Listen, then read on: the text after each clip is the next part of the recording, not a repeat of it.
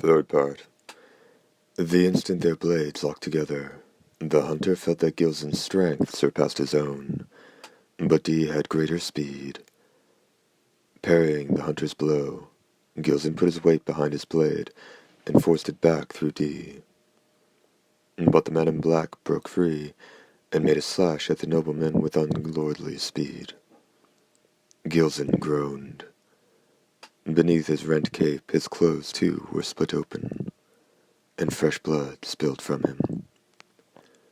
As if to crush that disgrace, Gilzen lashed out with his blade. Clangs rang out from steel on steel to the accompaniment of showers of sparks, and every time the figures in gold and black changed direction like the wind, their murderous intentions shifted as well. With a cry that sounded like his abdomen was about to burst, Gilzen struck at the hunter, and Dee parried. Gilzen smashed into the hunter shoulder first. A normal human Dee could have easily deflected, but this was someone with the monstrous strength of a vampire, and Dee was knocked backward, impacting on a stone wall. As his body sank, he made a horizontal swipe of his sword. Having casually pressed forward, Gilzen found his right knee devastated, sending him reeling backward. Grr! While he listened to a howl worthy of a beast, Dee also heard the grinding sound of sliding stonework behind him. Gilzen smirked at him. "Did you bump the door controls? Have a good look, Dee. See what the interior of my reactor is like." Not turning, Dee reached back with his left arm and held out the palm of his hand. Behind him was a white-hot river of slime. From an unknown source to an equally unknown destination, the goop that could only be described as boiling sludge coursed from right to left. "This is no nuclear reactor," Gilzen said. "Initially I used nuclear power from a light water reactor, but through torture I obtained the secrets of the aliens' technology. Dee, this is the core of a galactic drive." It was a writhing, foamy river of white-hot slime that crept by, bubbles bursting. But Dee didn't know whether or not it flowed all the way to the far side of the Milky Way. However, when the young man pulled his left hand back after no more than the span of a breath, his expression contained only a beautifully frightening air of the supernatural and nothingness. "If you were to fall into it, you'd be banished to the ends of the galaxy. What say you, Dee? Will you not calm yourself and aid me in my aims?" Dee leapt into the air. As he avoided the blade being swung straight down at him, the hunter also changed the angle of his own attack, and Gilzen ripped his empty hand against his right cheek. Wiping up some of the blood that spilled from his deeply carved flesh, he put his fingers in his mouth and licked them. Just what I would expect from the sacred ancestor's sole success. When I first laid eyes on you, even I had to wonder if perhaps he had truly chosen the correct path. The Duke's eyes had begun to give off a terrible light. Blood light. "Oh my," the hoarse voice said, sounding frightened, for a new air had begun to spill from Gilzen, one both unknown and unimaginable. However, Gilzen continued, "I regret that now. I'm forced to buy the alien power that fills every inch of me. Look, Dee, at the wounds you dealt." The nobleman didn't need to tell him. Dee had seen with his own eyes how the wounds to Gilzen's abdomen and knee, as well as the one the hunter had just left on his cheek, had all vanished without a trace. Even considering the nobility's startling regenerative powers, such a recovery was impossible. How it fills me. The energy of another world, fostered on the far side of the universe. Dee, experience it and die. The nobleman spun himself around as he swung his sword hard at the hunter, but this was no longer the same Gilzen. Still poised to parry, Dee was sent flying backward a great distance. The blade didn't touch him, yet his black garb split open in a straight line. Not only that, but the hunter's blood went flying as well. As Dee landed, the hoarse voice said to him in a cramped tone, "Cut you in exactly the same place, didn't he?" Before it had finished speaking, Gilson charged forward with a deadly flurry of blows. Dee parried or dodged them, but was driven back to the brink of the boiling sludge. "Have at you." Striking from a high position, the sword blade suddenly swished down low, shooting up from below in a scooping motion. Blood spurted from Dee's right knee. It had been a blow neither his fighting instincts nor his reflexes had been able to stop. As the hunter staggered, heat struck his back. No place left to go. Gilson jeered. In his eyes, Dee was no longer an opponent. The nobleman's eyes had the look of a huntsman who stands before a wounded beast. Confidence, frenzy, and murderous intent were there, and he raised his sword beside his head like a bat. And then he switched the blade to his left hand, with unbelievable speed, to be driven straight down, right at Gilson's feet. The shadow cried out. It was a cry of agony to make anyone's hair stand on end. "Imagine finding you still lurking about, Mother," Gilson said unpleasantly, never taking his eyes off Dee. His face had begun to depart from human lines, but expressions only a human face could wear surfaced on it, alternating between looks of love and hate. "Your son has become a new sort of noble, fundamentally changing the very nature of the nobility. All the old things are fated to be disposed of. That includes you, dear mother." The shadow's voice could no longer be heard. Gilson stepped off to the side.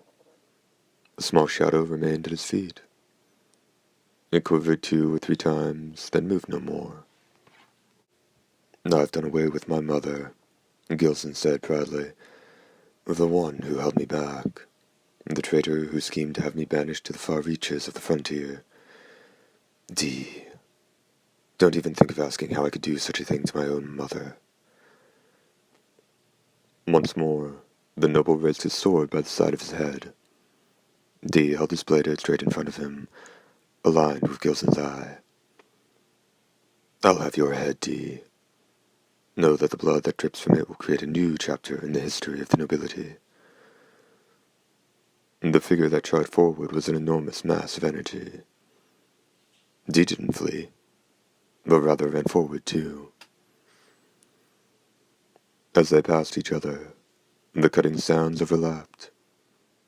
When Dee turned to look back, his left arm was missing from the elbow down. However, Gilson had slumped over badly. "Dee," he groaned, green blood flowing from his mouth. Then his head fell off, right into the stream of white sludge. When the splashes from the torso that followed it had subsided, Dee finally let the strength drain from his body and simply gazed at the sludge. "He said that was the energy of the galactic drive," the hoarse voice murmured. "Will Gilson's damned head and body be carried to the ends of the universe?" Dee turned around. "I must thank you," he said in a low voice. There was no one before him. "Why didn't you hit me with a psychic attack?" The voice issuing from nothing replied. "My aim from the beginning was the Duke." The source of the voice had to be the man known as Budges. The instant the two combatants had made their final exchange, Gilson's movements had frozen in an unnatural manner, and in that heartbeat, Dee's blade had flashed out. "You've seen how the Duke acted," Budges continued. "That's why I did it." "And it never occurred to you to take me out while you were at it?" You left me no opening. Besides, yes, I once had an audience with the sacred ancestor. He was so much like. The voice stopped there. Dee's eyes had given off bloodlight. Oh, those eyes. Just a glare from them makes even bodiless me feel like I'm being physically torn apart. Come to think of it,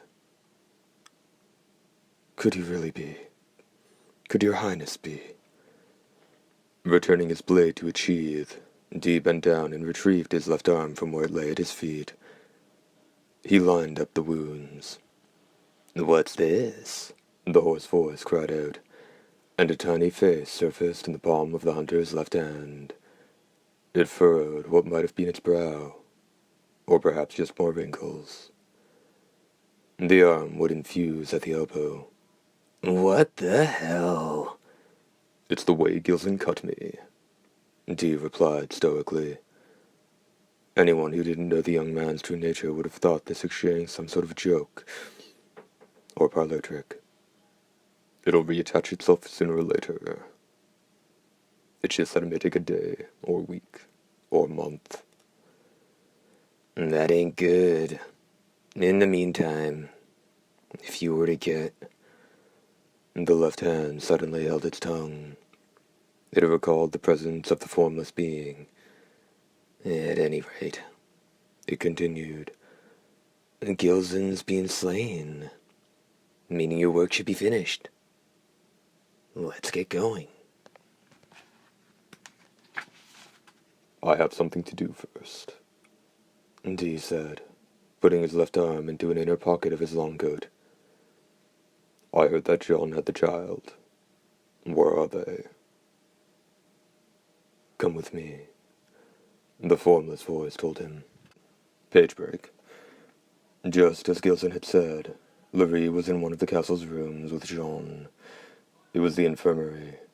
Jean continued to give makeshift medical care to the large number of wounded soldiers, while Larry learned by watching her, and also pitched in.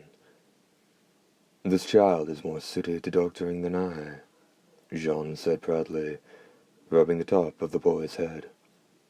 So much so that I'd love to keep him here in the castle to focus on treating the injured. How would you like that?